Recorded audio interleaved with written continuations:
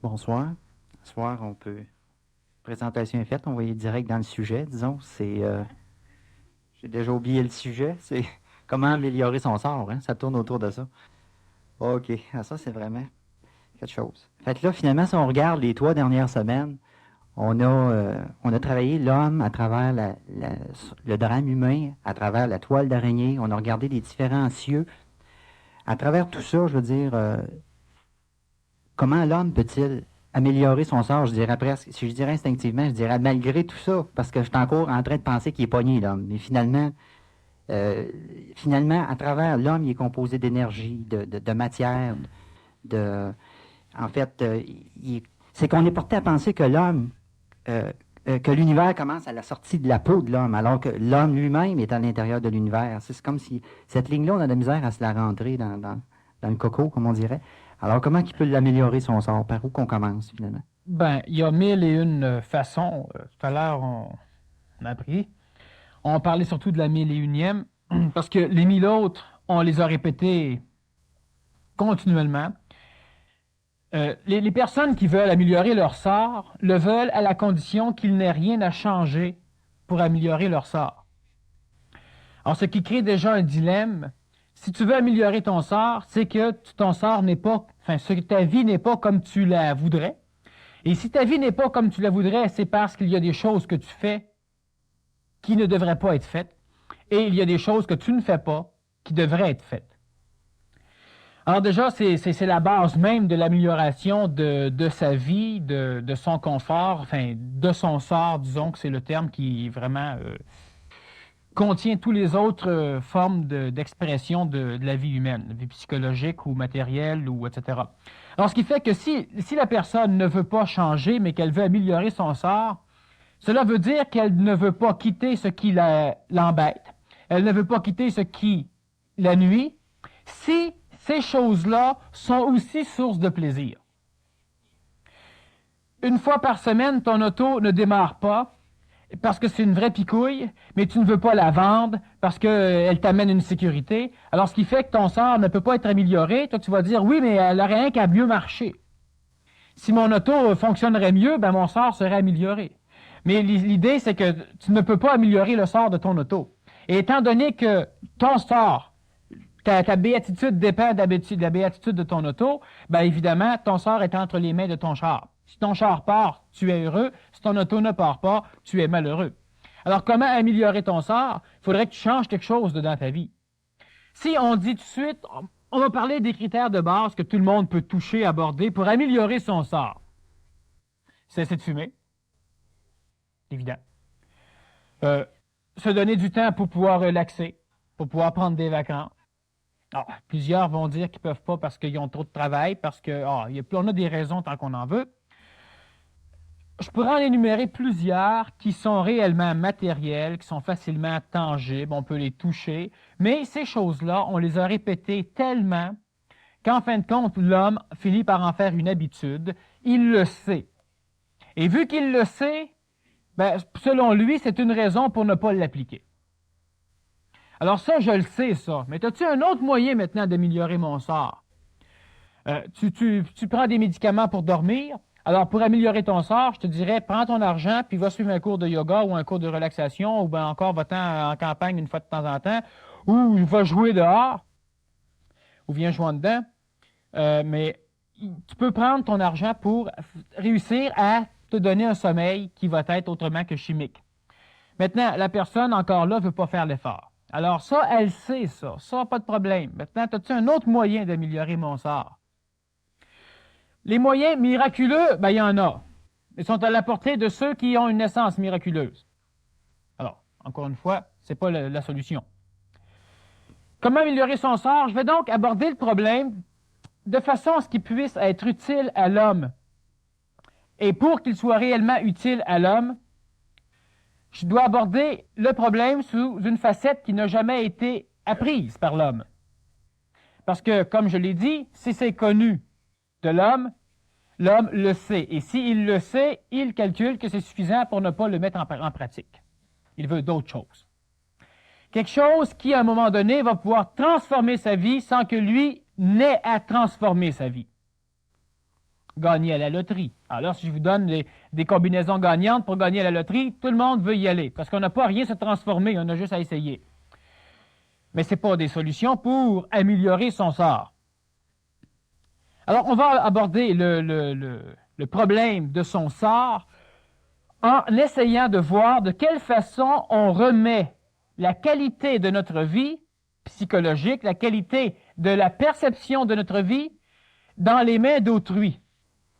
Et si je remets la qualité de ma vie ou la qualité de la perception de ma vie dans les mains d'autrui, mon bonheur ou la qualité de mon sort va donc dépendre de l'extérieur. Et ça, on le fait régulièrement, continuellement, parce qu'on a été habitué à remettre la qualité de notre sort à l'extérieur. Tout à l'heure, je donnais l'exemple, mon auto ne démarre pas, je suis malheureux, je suis vexé, je suis mal pris, je suis dans un état qui n'est réellement pas un état de bonheur. Alors, ce qui fait que j'ai remis la qualité de la perception dans l'auto. Si l'auto part, je suis heureux, si l'auto part pas, je suis malheureux.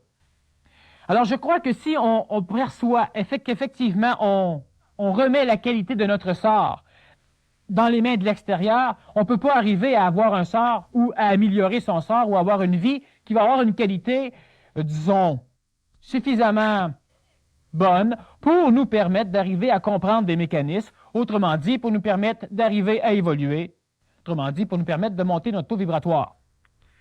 L'homme qui n'exprime qu'une psychologie rébarbatrice, une psychologie de révolte, une psychologie colérique, une psychologie de déception, ne peut faire autrement que de garder un taux vibratoire suffisamment bas pour lui permettre de vivre des émotions qui sont des émotions négatives. Donc, je dois donc, dans un premier pas, arriver à vivre des émotions qui seraient, je les appellerais positives. La joie, une expression souriante, ce que l'on appellerait le bonheur. Et le fait de pouvoir vivre d'une manière plus heureuse n'amène pas l'être humain à être complètement évolué, mais il le soulage quand même d'une grande partie des entraves à son évolution. Si vous vivez dans la forêt et que vous n'avez pas de nourriture, vous n'êtes pas cultivateur et vous êtes pris présentement dans la tempête qu'il y a dehors, en plein milieu de la forêt, dans le parc des Laurentides par exemple, et que cette tempête dure 3 mois, évidemment, votre évolution va se limiter à la recherche de nourriture et à l'entretien d'un feu.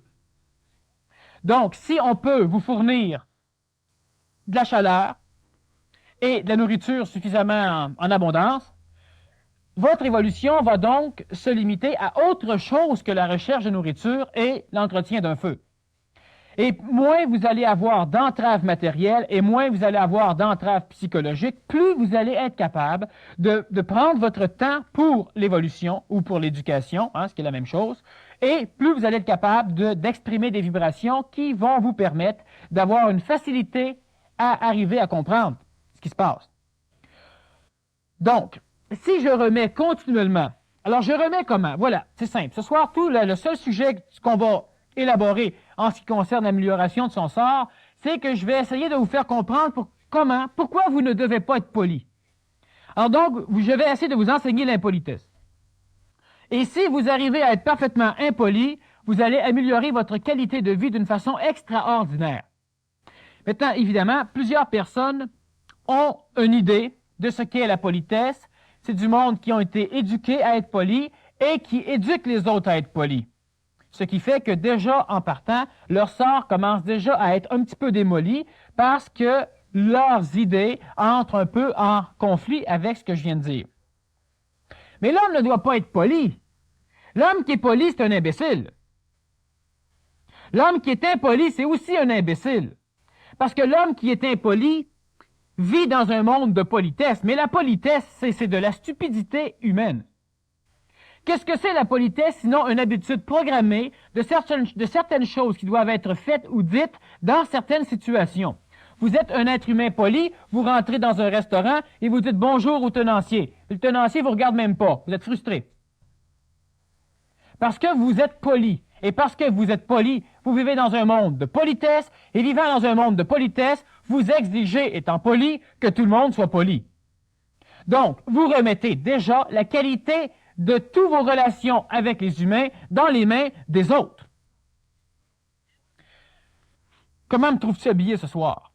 Donc, je l'oblige à me dire, très bien, sinon il me frustre.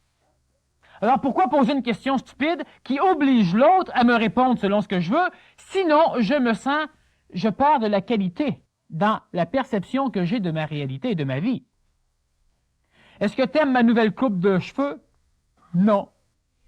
Voilà. C'est fait. Alors, on est poli. Tu rencontres quelqu'un que tu connais à peine. Comment ça va aujourd'hui? Ah, très mal, très mal. Puis là, il passe 20 minutes à te conter ses histoires. Tu as 20 minutes de temps de demander pourquoi tu lui as demandé comment il allait. Ouais, on est poli. Mais on se fait toujours avoir par notre politesse.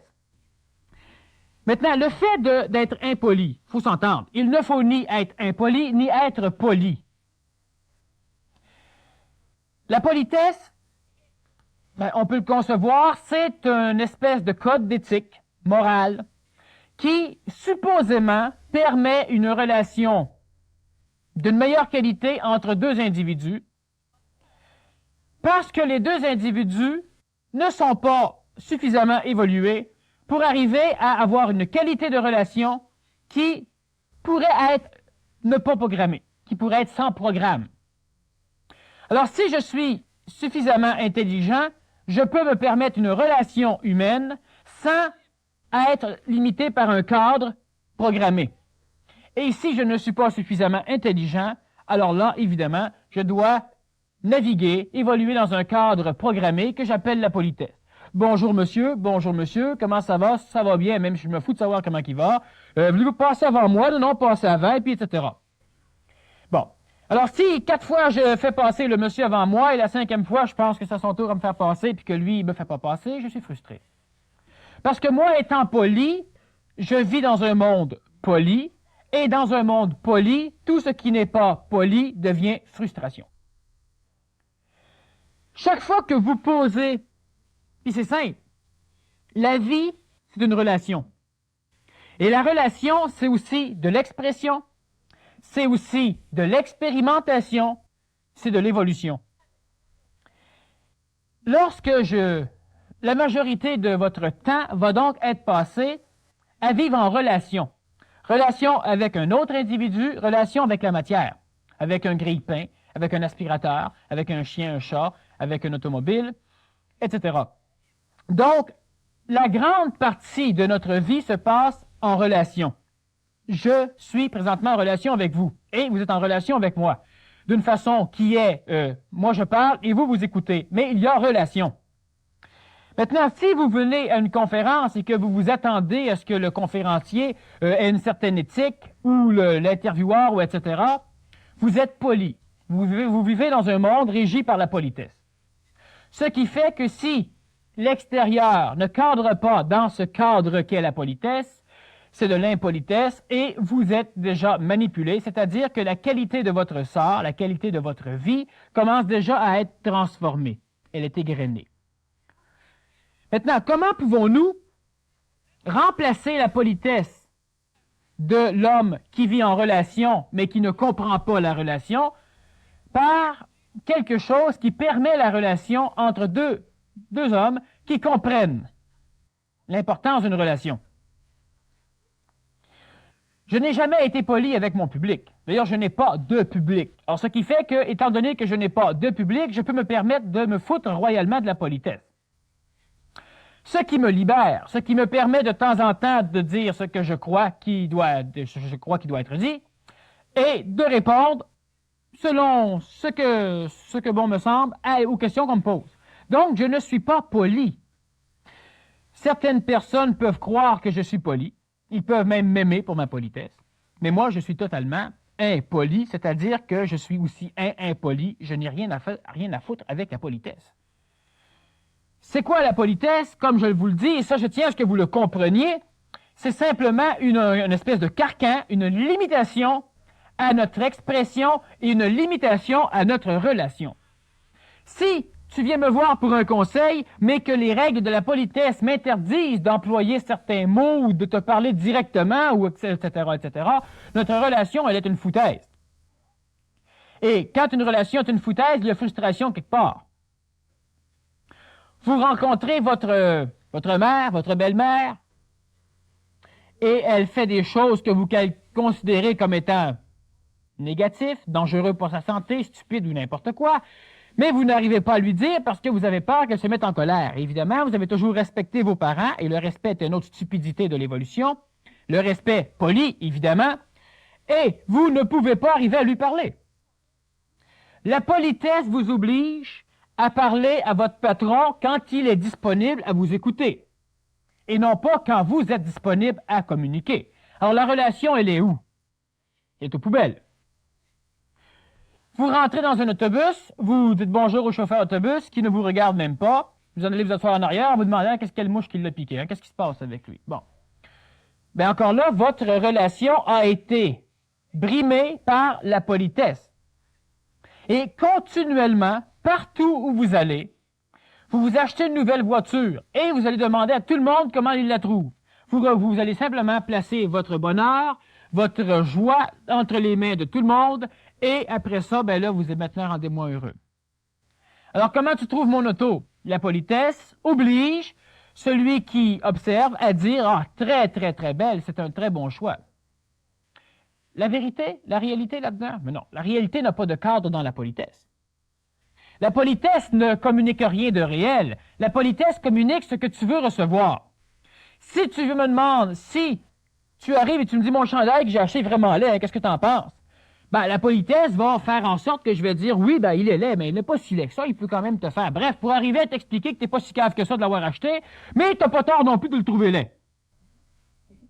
Ben, parce que c'est ça la politesse. C'est ça la politesse. Tu rentres chez quelqu'un et puis tu dois bouffer tout l'assiette au complet. Parce que sinon, il va penser que tu l'aimes pas. Puis si tu tombes sur quelqu'un qui, elle, ben, plus tu en manges, plus qu'elle pense que tu en veux, alors continue d'en mettre, ben évidemment, à un moment donné, la politesse, elle doit finir par, bon. Moi, je ne fume plus. Ah, prends une cigarette. Non, j'ai arrêté. Ah, ouais. Ben, à un moment donné, la politesse, c'est que tu fumes. Parce que la politesse de l'autre fait qu'il ne peut pas fumer sans t'en offrir. Et continuellement, notre relation entre êtres humains ou entre matières, elle est régie par un cadre qui ne va pas du tout avec un cadre d'évolution, qui va avec un cadre social qui permet à des animaux de pouvoir communiquer. Mais seulement à des animaux, pas des hommes, pas des êtres humains. L'être humain va communiquer d'une façon diplomate, d'une façon efficace. Et la diplomatie, chez l'homme intelligent, remplace facilement et d'une façon beaucoup plus adéquate la politesse. Si tu es mon patron et que tu viens me voir et tu me demandes comment je trouve tes nouvelles cravates, bon, je me fous bien royalement de mon patron, alors je lui dis qu'elle est extrêmement belle. S'il lui dit, ah, par contre, moi je la trouve laide, tu t'es fait avoir par ta politesse. Si tu es diplomate, tu auras toujours un moyen pour pouvoir dévier la réponse, ou encore tu lui donnes ce que ça te tente. Lui est poli, et si lui est frustré, c'est son affaire. Maintenant, si vous demandez une augmentation à votre patron et que lui il dit oui, ça m'intéresse de t'en donner une, mais avant j'aurais quelque chose à te demander. Tu veux-tu me rendre un petit service? La politesse ferait que normalement vous allez dire oui. La diplomatie dans ce cas va faire aussi que vous allez dire oui, parce que vous voulez votre augmentation. Et la politesse et la diplomatie, c'est deux choses. La diplomatie, c'est hypocrite si on la compare à la politesse, mais c'est efficace. C'est pas stupide. Alors, ce qui fait que je vais donner à mon patron tout ce qu'il veut, je vais le trouver le plus beau, le plus fin, le plus intelligent, et je vais avoir mon augmentation de salaire. Et lorsque le patron veut me demander si je peux lui prêter mon auto, alors je peux être suffisamment diplomate pour qu'il se rende compte que mon auto a un problème de transmission, je perds de l'huile, etc. Et je reste toujours aussi poli, mais c'est non. Alors, la relation dans l'être humain n'est pas brimée, elle n'est pas. Certains vont dire, oui, mais la relation devient de plus en plus, disons, moins le fun. Hein? On finit par perdre plaisir à avoir une relation, c'est faux. C'est complètement faux, parce que vous aurez plus peur de répondre au téléphone. Comme ça, si c'est la voisine qui veut vous parler une demi-heure de temps, ben vous allez être capable de répondre au téléphone, et diplomatiquement, c'est-à-dire d'une façon qui va lui paraître polie, mais vous n'êtes pas poli du tout, vous lui coupez carrément la conversation. qui va lui paraître poli, vous allez briser la conversation pour arriver à exprimer ce que vous avez à exprimer. Et ça, c'est une façon d'améliorer son sort qui est extraordinaire. Et quand je parle d'améliorer son sort, je parle d'améliorer presque 20 heures par jour. Vous allez continuer à fumer, vous allez continuer à manger ce que vous mangez, vous allez continuer à être stressé possiblement, mais un peu moins si déjà vous n'êtes plus poli. Vous allez continuer à être malade, vous allez continuer à avoir des pannes de moteur. Mais si vous êtes diplomate, et non pas poli, la diplomatie peut facilement imiter la politesse. Seulement lorsque c'est diplomate d'être poli. Et elle imitera l'impolitesse lorsque c'est diplomate d'être impoli. Qu'est-ce que c'est la diplomatie? La diplomatie, c'est comme un homme politique. Dire n'importe quoi pour avoir ce qu'on veut. C'est ça la diplomatie. C'est pas se baser sur quelque chose. C'est simplement d'être efficace. Dire n'importe quoi pour avoir ce que l'on veut, c'est de la diplomatie. Alors, si je dois simuler la politesse dans un endroit où je vais, parce que si je ne suis pas poli, on me met dehors, je suis diplomate et je suis poli. Donc, ça n'entache rien la relation entre les êtres humains. Mais ça différencie la mienne en maudit, parce que je ne peux pas demander à une personne d'être diplomate si elle n'est pas diplomate. Mais je peux facilement exiger qu'elle soit polie si elle est impolie. Donc, je peux facilement remettre mon bonheur dans les mains de la politesse, mais je ne peux pas remettre mon bonheur si je suis diplomate dans les mains d'une personne qui n'est pas diplomate.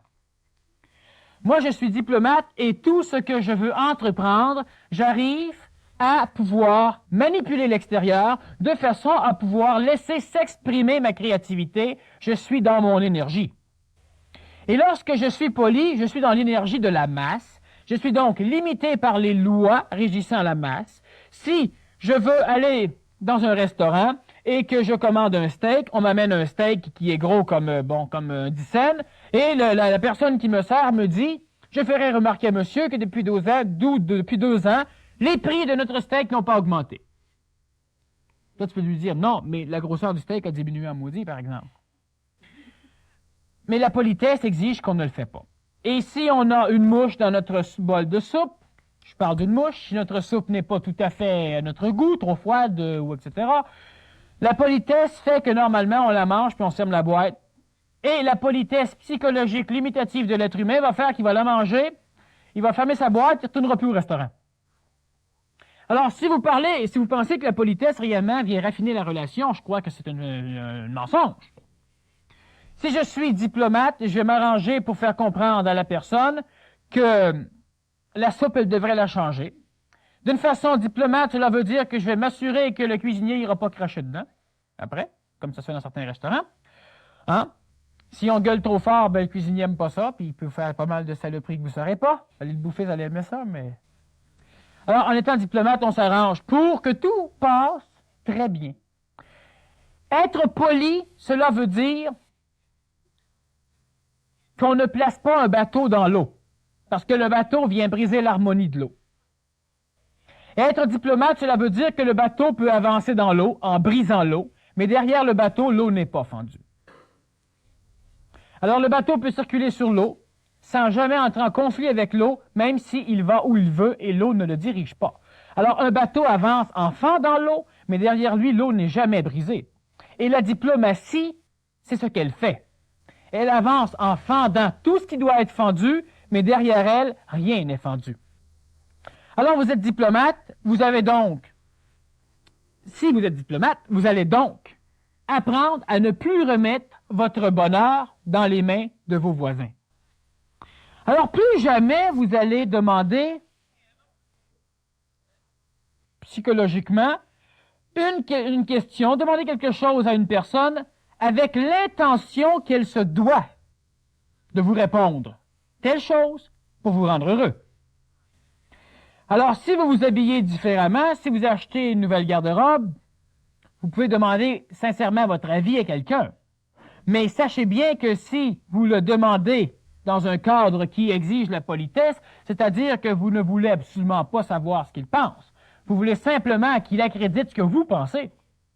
C'est ce que la politesse permet. Aimes-tu ma chaise? Ah, je l'adore. Ah, oui, c'est une bonne chaise, je l'ai achetée hier. Ah, confortable, c'est extraordinaire.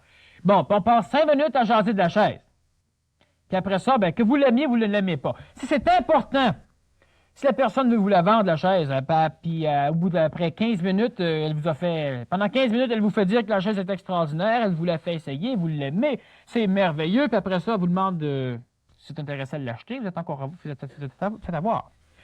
L'idée, simplement, c'est que vous devez rester complètement diplomate. Si vous n'avez pas besoin de quelque chose poliment ou diplomatiquement, vous le dites, vous le faites savoir au vendeur, vous le faites savoir à une personne. Vous êtes chez vous, votre mère vient vous visiter et la politesse exige que 2 semaines après, votre mère est encore là. Tout ce que vous pouvez dire, c'est qu'elle est très impolie. Mais ça ne vous arrange pas. Vous êtes extrêmement poli, elle est extrêmement impolie. C'est elle qui gagne. Tous ceux qui sont polis n'arrivent jamais à rien. Ceux qui sont polis sont des frustrés continuels qui essaient d'exiger de la société un cadre dans lequel eux-mêmes flottent. Alors, vu que je suis pris dans la politesse, mais la société, si tout le monde serait poli, tout le monde irait bien, tout le monde serait bien, tant que la politesse de la société fit avec la politesse de ma psychologie. Et lorsque je calcule que telle chose est polie, on peut dire telle chose à quelqu'un, ben, tout le monde devrait changer de politesse pour accepter la mienne. Alors, ce qui fait que être habillé à l'aise, est-ce que s'habiller à l'aise, c'est être poli? Vous allez dans un mariage et vous vous habillez à l'aise. Alors, la politesse d'un mariage exige que, pas nécessaire d'être à l'aise, mettre les mariés à l'aise, mettre la famille à l'aise, c'est la politesse, mais pas vous mettre à l'aise. Vous assistez à un bal masqué et vous arrivez masqué, mais déguisé en nudiste, par exemple. Oui, c'est pas conventionnel, c'est un masque. Mais la politesse exige certaines choses. C'est évident que si vous êtes diplomate et vous risquez de vous faire soit violer, soit mettre dehors, alors vous êtes diplomate, de l'arriver d'une façon plus adéquate. Mais l'idée même, c'est que si vous êtes continuellement régi, à un moment donné, pendant l'été, je demandais au public d'être à l'aise. Et ceux qui voulaient venir en pantalon court pouvaient. Mais il y en a quand même qui se sont évertués tout l'été à venir en pantalon long avec un veston, une cravate et une chemise. Leur propre politesse l'exigeait. Mais ces personnes-là ont été frustrées et ont parlé de ceux qui, effectivement, venaient en pantalon court. Mais on était l'été, il faisait chaud. Et si le conférencier aurait été en pantalon court, alors là, plusieurs personnes qui auraient trouvé que ce que le conférencier dit n'a aucun sens. La preuve, il est en pantalon court. Mais c'est la politesse.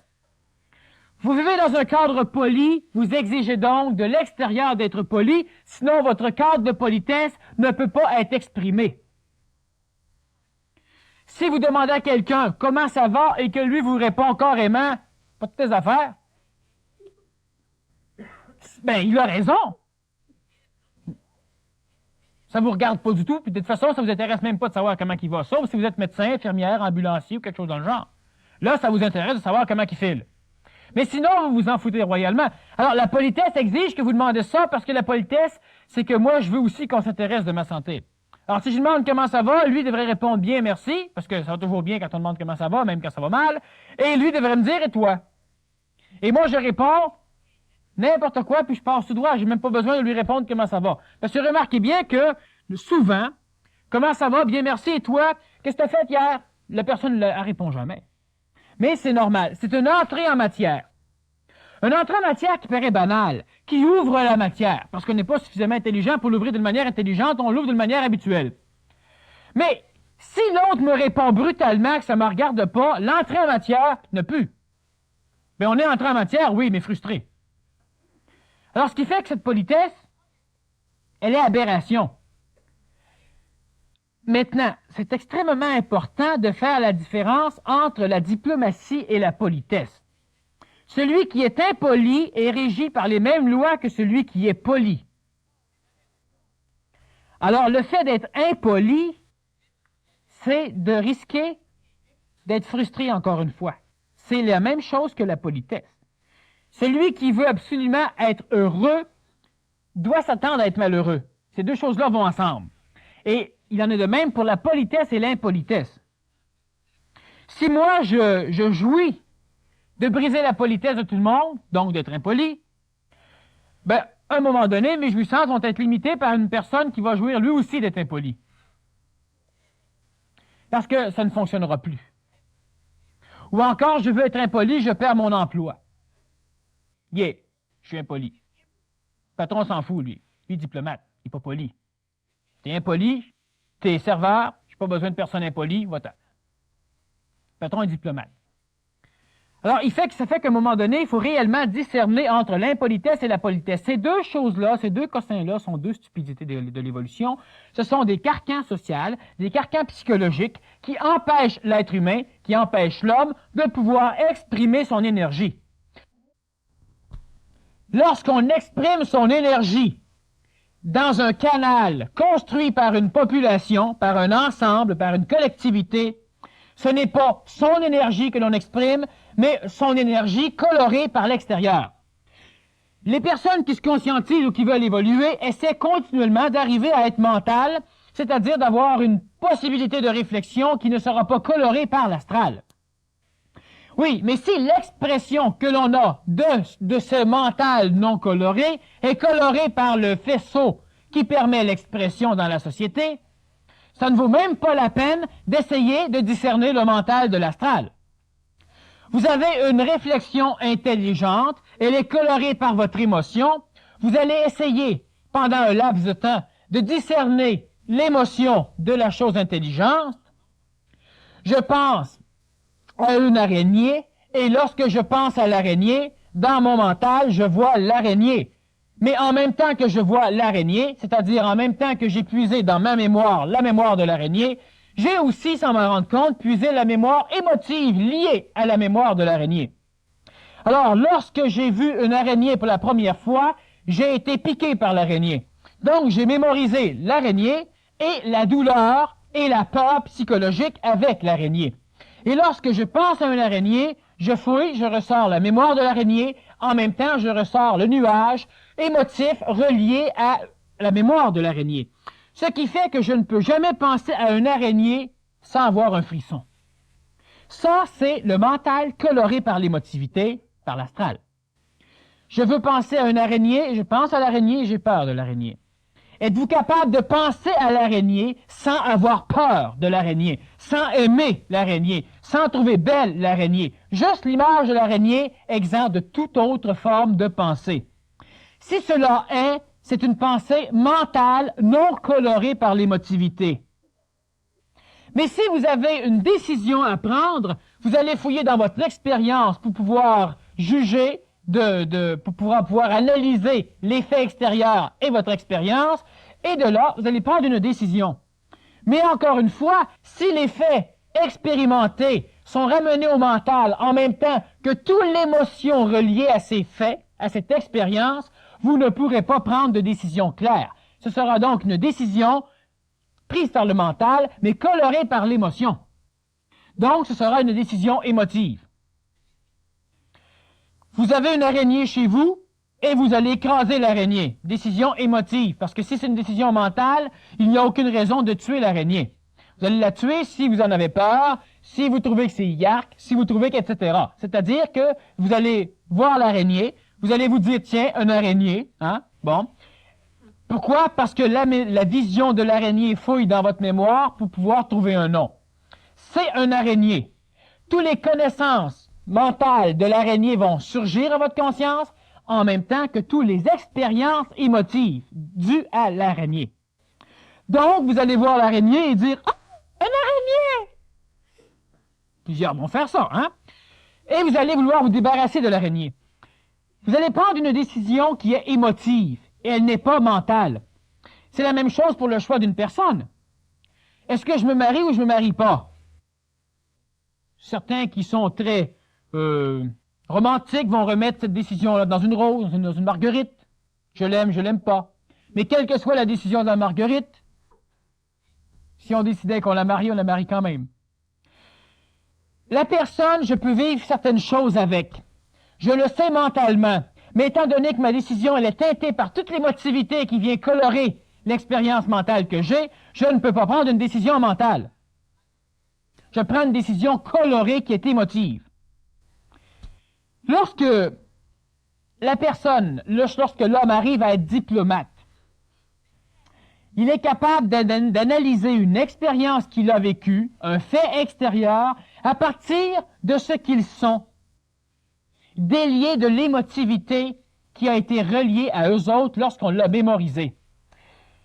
Donc, je rencontre ma mère, mon fils, mon frère, mon patron, n'importe qui, ou un exemple encore plus courant, je sors du métro et je rencontre une personne qui veut me vendre un paquet de religion et qui me regarde dans les deux yeux. Et la politesse fait que je dis, je suis pas intéressé, ou encore, je suis déjà dedans, ou j'ai déjà lu, ou j'ai déjà donné. Merde, fous-moi la paix. Mais on essaie de le dire de façon polie. Et si je suis diplomate, je vais m'arranger pour être sûr qu'il ne me sautera pas dessus, mais pour être sûr que je n'aurai pas à lui sauter dessus non plus.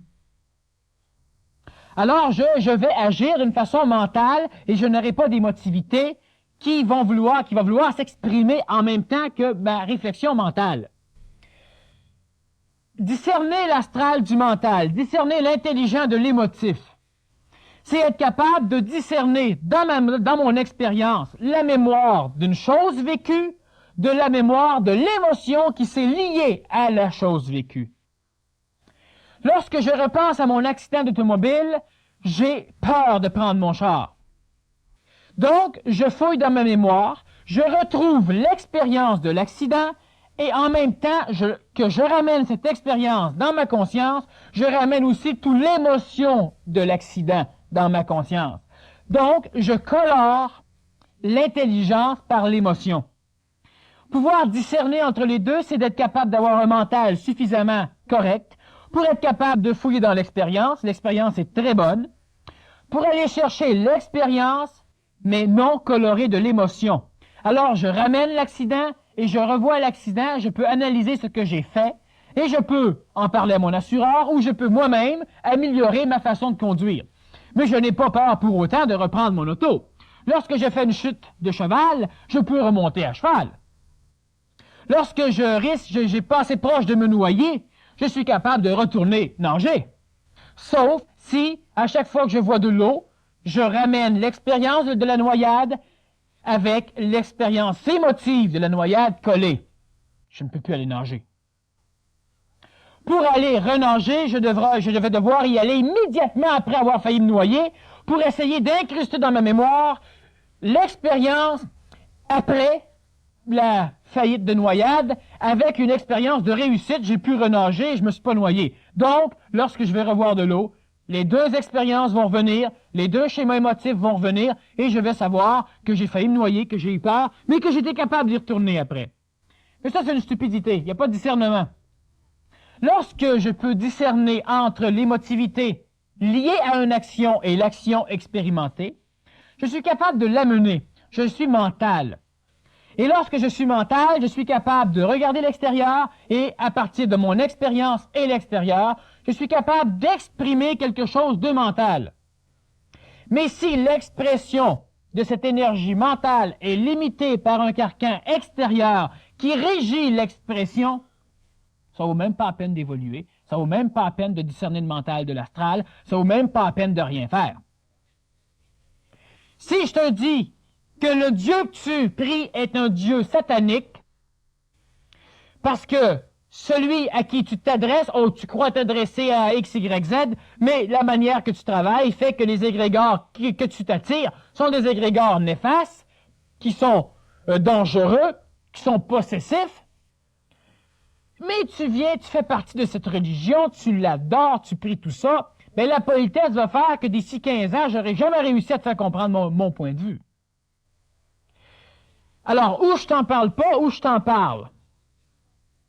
Mais si je t'en parle, c'est pour obtenir un résultat.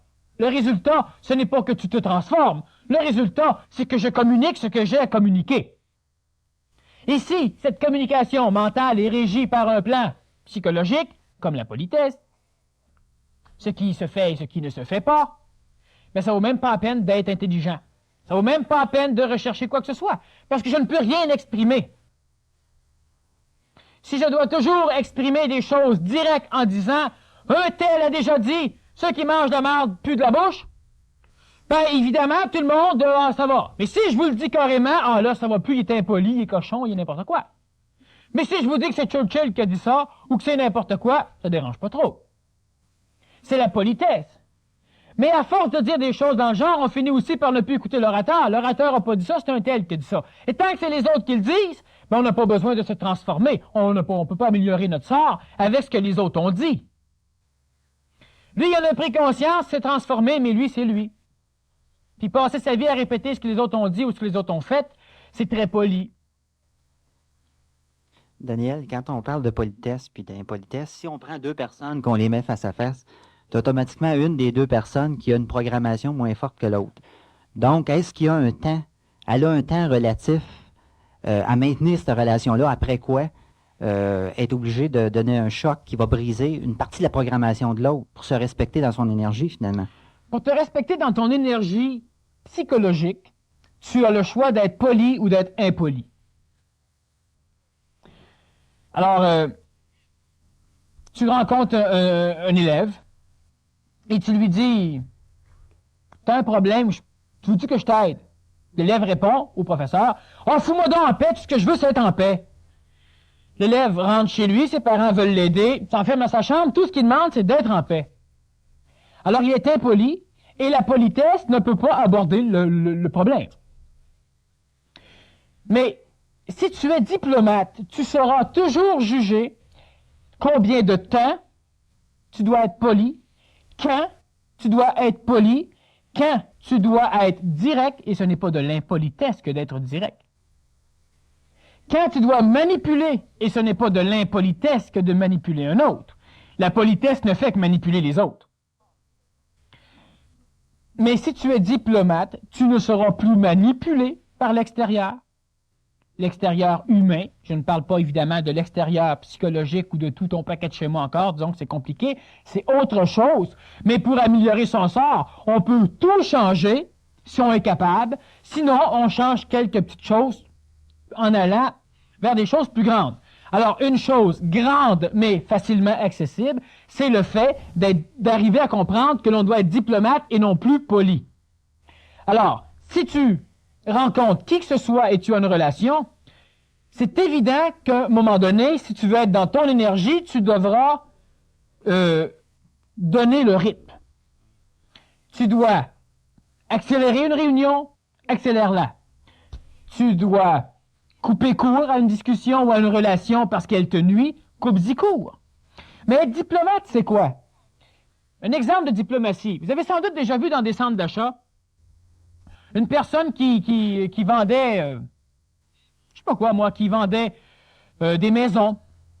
Une personne qui était représentant pour vendre des sauteuses ou n'importe quel genre de choses, ou encore qui vendait de l'assurance dans un centre d'achat. Ou un libraire qui vend des livres dans un centre d'achat, mais qui a loué un kiosque, qui n'est pas dans un magasin, qui est dans le mail du centre d'achat. Qu'est-ce qu'il va faire pour être diplomate? Il va lire un livre, il va écrire quelque chose sur un papier. Si c'est H&R Block ou n'importe quel genre d'organisation qui fabrique ou encore qui va faire les rapports d'impôts, ben, ils vont être occupés à faire quelque chose. Alors, ils ne sont pas polis, ils sont vendeurs. C'est-à-dire qu'ils sont diplomates. Et c'est intelligent d'être vendeur lorsque tu vends, hein? Et c'est intelligent d'être un bon acheteur lorsque tu achètes. Mais si tu es poli, tu achèteras des choses que tu ne veux pas. Et si tu es poli lorsque tu vends, tu risques de ne pas vendre grand-chose. Alors, tu es diplomate. Tu t'arranges pour qu'il n'y ait pas de frustration chez personne, de heurts. Une personne rentre dans ton magasin, tu as le choix de sauter dessus pour lui vendre n'importe quoi. Certains bons vendeurs vont le faire, mais ils ne seront pas polis. Ils vont même aller jusqu'à te dire « Ah oui, mais tu devrais acheter tel genre de rasoir. » « Ah oui, mais j'ai déjà... Non, mais moi je suis un père pour toi. Écoute bien. Il est diplomate, puis poli. Mais toi qui es poli, tu pourras pas dire « Ben, je n'ai déjà un père. Ben là, fais-moi un cadeau. » Tu es poli, toi, et tu te laisses embarquer, puis vient un moment donné que tu ne sais plus comment poliment sortir de ce fichu magasin. Alors, tu sortiras poliment en lui achetant n'importe quel cossin ou en lui faisant un paquet de promesses d'achat. Mais ces promesses-là ne sont pas des diplomaties, et lorsqu'une personne dit quelque chose par la parole, elle s'attache à un karma. Alors, ce qui fait que la politesse n'est de mise nulle part. Par contre, tu es diplomate et tu te sors de n'importe quelle situation d'une façon qui va paraître polie, mais qui n'est régie par aucune loi de politesse. Le vendeur a vendu un paquet d'affaires et lui, il n'est jamais poli. Parce que si tu es poli, tu vends seulement à ceux qui ont besoin. Mais si tu es vendeur, tu vends à tous ceux qui ont, à tous ceux qui se présentent devant toi, quitte à créer le besoin. Toi, tu vends des casseroles, tu vends des chaudrons. Alors, tu profites de l'occasion, tu vas vendre soit aux femmes qui cuisinent, ou encore, si tu es réellement diplomate, bon vendeur, tu vas te présenter lorsque le mari est là. Et le mari ne voudra pas des chaudrons nécessairement, mais avant que le mari dise quoi que ce soit, tu commences par montrer tes choses. S'il te demande, oui, mais comment ça coûte tout ça? En toi, tu lui réponds, comment ça coûte? C'est simple. Si moi je te dis simplement, veux-tu acheter mon auto? Et toi, tu irais à la recherche d'un auto. Tu vas dire, oui, je veux acheter ton auto. Et si moi, je te demande combien tu me donnes pour mon char, tu vas dire, je peux-tu voir ton char avant de te donner un prix? Mais c'est la même chose. Tu veux acheter les chaudrons, tu n'es pas convaincu que tu en veux, puis tu me demandes combien ça coûte. Laisse-moi au moins te montrer le produit, puis après ça, on parlera du prix. Alors, le gars diplomate, qu'est-ce que tu veux dire contre ça, si t'es poli? OK, montre-moi tes chaudrons, mais tu te dis après, je vais avoir vu me dire non, pareil. Il te montre tous tes chaudrons, la femme regarde tout ça, il t'explique tout. Puis après ça, il dit, monsieur, sérieusement, pensez-vous que votre femme ne mérite pas un assortiment comme ça?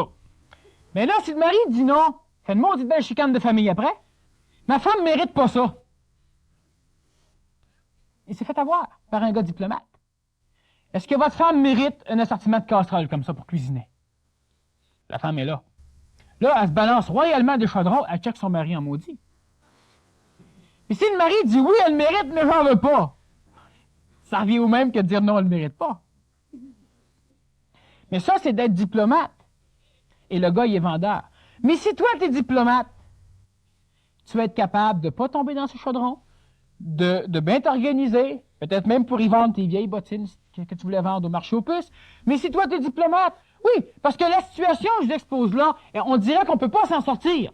Mais si je leur ai demandé, je vous donne des chaudrons, rentrez n'importe où, puis organisez-vous pour les vendre, vous auriez dit c'est impossible non plus. Je vous ai élaboré une tactique diplomate et, c'est extraordinaire. Maintenant, sortez-vous-en. C'est impossible non plus. C'est toujours impossible si on est poli. C'est possible si on est impoli, mais on risque d'avoir une chicane de famille après. Parce que la diplomatie s'arrange pour que la politesse n'ait pas de jeu. Et c'est normal. Vous voulez faire quelque chose, pensez-y comme il faut. Puis si vous pensez que ça a réellement de l'allure pour vous autres, démerdez-vous pour le faire. Mais laissez-vous pas régir par les carcans d'expression de l'extérieur. Là, ce serait ridicule. La politesse, c'est quoi? C'est de passer pour un bon parent face à ses voisins. Pas face à ses enfants. Face à ses voisins. Alors, si votre enfant arrive les cheveux teintés de bleu, vous allez devoir le chicaner. Parce que qu'est-ce que les voisins vont penser? Bon, mais l'éducation, éduquons les voisins, faisons-nous éduquer par les voisins, mais c'est fini là. Vous prenez votre bain avec votre garçon, ou avec votre fille. Et votre fille, elle a 6, 7, 8, 9, 10, 11, 12, 13 ans, mais elle a toujours pris votre bain avec. Mais il ne faut pas que les voisins sachent ça. Tant qu'il est aux couches, ça va. Mais à un moment donné, il ne faut plus que ça se sache. Alors, on va poliment donner un paquet de raisons, imbécile aux voisins, un paquet de cossins, mais on n'arrivera jamais à être diplomate. Alors, l'important, c'est que la personne qui veut se conscientiser, elle arrive à un moment donné à être capable d'être efficace dans sa tête. Mais elle ne peut pas l'être dans l'expression parce qu'elle ne sait pas comment exprimer, parce qu'elle sent son expression régie par le cadre extérieur. La politesse est l'une des plus grandes formes de don à autrui, des mécanismes qui régissent notre sort.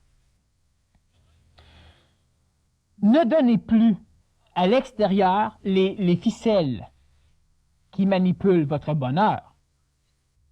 C'est stupide. Vous le concevez tous que c'est stupide. Mais les mécanismes pour donner ça aux voisins, c'est la politesse, entre autres. Mais la politesse, tout à l'heure, on vous disait que c'était bonjour, comment ça va? Ou bienvenue, soyez les bienvenus, asseyez-vous ici. Elle n'aime pas la chaise, en partant, ça va plus. Tu as dit bienvenue, puis elle n'aime pas la chaise, il faut que tu cours et donner une autre chaise. Bon. Si c'est diplomate parce que tu vends, tu es dans un hôtel ou etc., c'est diplomate, fais-le. Le client a toujours raison quand on est diplomate. Mais à un moment donné, si tu invites quelqu'un, tu veux être poli, parce que c'est diplomate d'être poli, et que la personne, elle est impolie, alors c'est diplomate de ne plus être poli.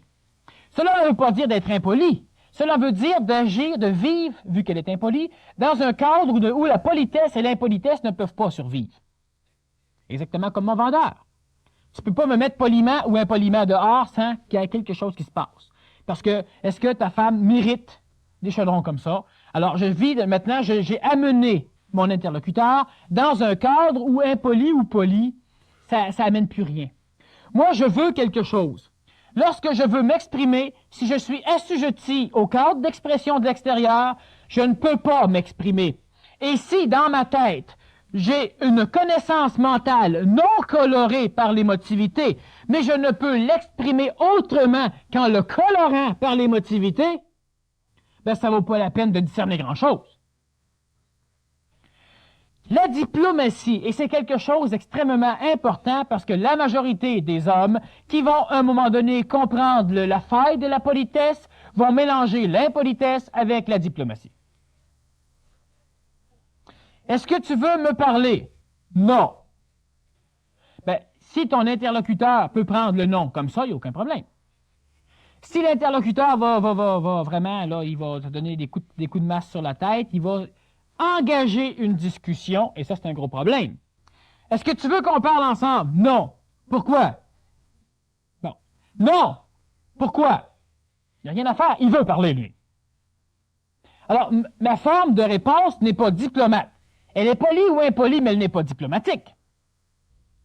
Ça ne me tente pas de parler. Mais pourquoi ça ne te tente pas de parler? Prends un marteau, passe-le. Tu essaies de lui expliquer que tu ne veux pas parler, que ça ne te tente pas de parler, puis lui continue. Pourquoi ça ne te tente pas? Parce que j'ai pas le goût. Mais pourquoi tu n'as pas le goût? Je t'ai-tu fait quelque chose de mal? Je veux pas parler. Ah oui, mais dis-moi pourquoi? Bon. La politesse, elle va amener des choses comme ça. Comment ça va virer? Ça va virer en chicane. Ça ne peut pas faire autrement. Le couple se chicane souvent parce qu'il est poli. Et lorsqu'il est poli, si l'un des deux est impoli et que l'autre est poli, ça crée une chicane. Si les deux sont diplomates, il n'y aura pas de chicane. Parce que les deux ne veulent pas se chicaner, ils sauront donc agencer leur relation de façon à ce qu'il n'y ait pas de chicane. Veux-tu me parler? Non. Pas de problème. Mais si tu veux me parler, viens me voir, je suis là. C'est pas de la politesse, c'est de l'intelligence. De temps en temps, je vais aller voir si mon conjoint a un problème. De temps en temps, je vais aller voir s'il ne veut pas me parler. De bien des manières, il peut être diplomate. Vous savez que quand une femme court après un homme, elle n'est pas polie, un diplomate en maudit. Une fois qu'elle l'a, elle pense qu'elle va pouvoir le garder avec la politesse. Ça, c'est pas diplomate pantoute. Et c'est la même chose pour l'homme. L'homme court après la femme, et diplomate en tabarouette. Elle veut tel genre de fleurs, on lui donne des fleurs. Une fois qu'il l'a, la femme, là, franchement, hein, qu'est-ce qu'on tente de ce qu'elle a? Qu'elle soit polie. Mais plus de diplomatie. La relation entre deux individus ne doit jamais être régie par la politesse. Elle devra toujours être régie par la diplomatie. Et si c'est diplomate que d'être poli, soyons polis. Mais lorsque c'est diplomate d'être diplomate et d'être direct, soyons directs. Il n'y a pas de politesse à l'intérieur de ces phénomènes. Le parent va rencontrer les professeurs parce que les professeurs veulent mettre leur enfant, leur fils à la porte de l'école. Alors, on rencontre des professeurs, alors il faut être poli. Même si on ne sait pas tout ce qui se passe dans l'école, au moins j'ai été poli. Ils pensent au moins que j'étais bon parent, puis c'est pas de ma faute si l'enfant n'est pas correct. C'est important, ça. L'enfant, je donne une volée rendu à la maison. Mais du moment que les professeurs pensent que je suis un bon parent, c'est parfait. Même si j'ai rien compris, même si je sais rien. Ils m'ont expliqué le bulletin, je suis bien poli, ah oui, j'ai rien compris. Mais je ne peux pas leur demander de répéter 3 fois. Ça se fait pas. Bon. Fait que je préfère rester un cave poli que d'être un diplomate impoli. Mais si je suis diplomate, ils vont comprendre. Oui, c'est bien clair, mais je comprends rien. Bon. Ben, voulez-vous, vous allez me l'expliquer comme je peux le comprendre et non pas comme vous pensez que moi le comprendre. C'est pas poli, ça. Mais c'est diplomate. À un moment donné, il m'arrive à comprendre le bulletin. Parce qu'il n'y en a pas beaucoup qui comprennent les bulletins de leurs enfants. Il n'y en a pas énormément. Hein? On signe, on regarde des petits chiffres, mais on ne comprend pas tout le bulletin de nos enfants. Et puis par après, ben, on ne comprend pas non plus pourquoi ils se font mettre dehors. Subitement, comme ça, quand ça fait 3 ans qu'ils sont dans le dernier rang centile de leur classe. On rencontre les professeurs, et puis à un moment donné, ben, j'en ai 15 à rencontrer. Bon, ben, il y a un break à un moment donné, là, midi. Je peux-tu toutes les rencontrer en même temps? Ce serait bien mieux. C'est pas poli. Fie-toi que les professeurs sont polis. S'ils sont polis, tu vas tout pouvoir les rencontrer. S'ils sont diplomates, peut-être plus dur. Parce que les autres avec vont vouloir mener le jeu, et c'est normal. Et entre deux diplomates qui se rencontrent, hein, vous avez jamais vu Kissinger se battre avec un diplomate russe? Ils se sont rencontrés, ils n'ont jamais été d'accord, mais jamais ils se sont gueulés des mots, jamais ils se sont tirés des patates, puis jamais ils se sont montés un sur l'autre. Ils n'ont jamais été d'accord, mais il n'y a jamais eu de guerre. Parce qu'ils étaient diplomates. Totalement contre l'un de l'autre par rapport à leurs idées, mais diplomates. Et quand on envoyait Henry Kissinger n'importe où sur la terre où ça n'allait pas, on envoyait un diplomate. Habituellement, il réglait à peu près tout ce qui avait à être réglé. Le monde qui était là ne savait pas ce qui se passait. Mais quand Kissinger partait, c'était réglé. Les autres étaient polis, lui était diplomate, c'est parfait. Ça marche bien à ce temps-là. On n'a plus à se laisser continuellement manipuler. Mais je répète bien, et j'ai pas extrêmement de temps pour le dire, et c'est important. La diplomatie, ce n'est pas de l'impolitesse. Moi, je rentre dans la classe d'école, ouais, là, je vois toutes les profs en même temps, sinon, moi, je m'en vais. Va-t'en. Je suis impoli, puis ça va rien changer. La diplomatie, ce n'est pas de l'impolitesse, ce n'est pas de la politesse. C'est d'arriver au résultat que l'on veut arriver. Ça, c'est important. Alors, qui c'est ici qui est impoli qui arrive au résultat qu'il veut aller chercher? C'est pas de la diplomatie. Puis ceux qui sont polis, de temps en temps, ils y arrivent parce qu'ils sont diplomates, et en étant diplomates, ils savent qu'il faut qu'ils soient polis, ils sont polis. Puis il y en a une montée grand paquet qui sont polis tout le temps, puis qui arrivent à rien de ce qu'ils veulent. Surtout dans les restaurants, surtout dans les stations-service comme on parlait autrefois, surtout dans les écoles, surtout avec à peu près tous ceux qui vont côtoyer. Ils sont polis, puis ils n'arrivent jamais à rien. Jamais. Tu peux jamais expliquer rien. La personne t'envoie un compte, tu peux pas le payer. N'envoie un deuxième, tu peux pas le payer. N'envoie un troisième, tu peux, ben là, c'est que t'es gêné de téléphoner. Là, elle dit que si tu la téléphones pas, elle envoie l'huissier venir chez vous, là, tu sais, là. Oh, mais t'arrives pas à la téléphoner, tu sais pas comment poliment lui expliquer, tu peux pas encore réussir à la payer. Fait que vu qu'on est poli et qu'on est assujetti à la politesse et à l'impolitesse, on est continuellement brimé dans l'expression de nos idées, aussi mentales soient-elles. Être diplomate, cela veut dire mener la danse. Cela veut dire être conscient que nous sommes capables de mener ce que l'on veut à bien. Alors, la personne, j'ai un numéro de téléphone, je dois appeler, sinon c'est les petites créances. Je prends le téléphone, j'appelle pour m'arranger, pour que moi, je puisse payer selon ce que je peux et non pas selon ce qu'elle veut. Alors, je pitonne mon téléphone ou je signale, et puis je lui parle. Puis je commence pas avec un paquet de flafla. Je m'arrange pour la mettre tout de suite dans mon jeu, pour lui vendre ce que je veux lui vendre. Le fait que ce qu'elle m'a vendu, je peux pas le payer. Ça, je l'appelle. Et puis quand j'ai fini, il faut que ce soit réglé. Ça, c'est de la diplomatie. Et si je pense à être poli, ben je sais même plus comment me présenter. Si vous vous présentez devant le pape, ou devant le premier ministre du Canada, qui vient souper chez vous, vous allez tout être à l'envers parce que vous ne saurez pas comment vous présenter, comment l'accueillir. C'est-à-dire que vous ne saurez pas dans quel cadre de politesse agir. C'est ça, vous restez dans le monde de la politesse. Mais si vous êtes diplomate, il y a un de vos fils là, qui veut être prêtre, là. Le pape s'en vient chez vous, pas faire. Un diplomate. Il n'y a aucune raison, vous voulez connaître réellement c'est quoi être pape, comment fonctionne le Vatican, et toutes ces choses-là qui sont des choses qui ont quand même des structures extraordinaires.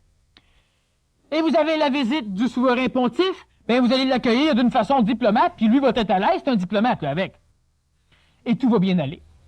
Ici, on est régi par la politesse, on ne sait plus pantoute comment fonctionner. Continuellement, l'homme ne devrait pas être assujetti à la politesse parce que là, il prend tout son bonheur et il le met dans les mains de l'extérieur. Bonjour, comment ça va? Je te parle pas. Bang.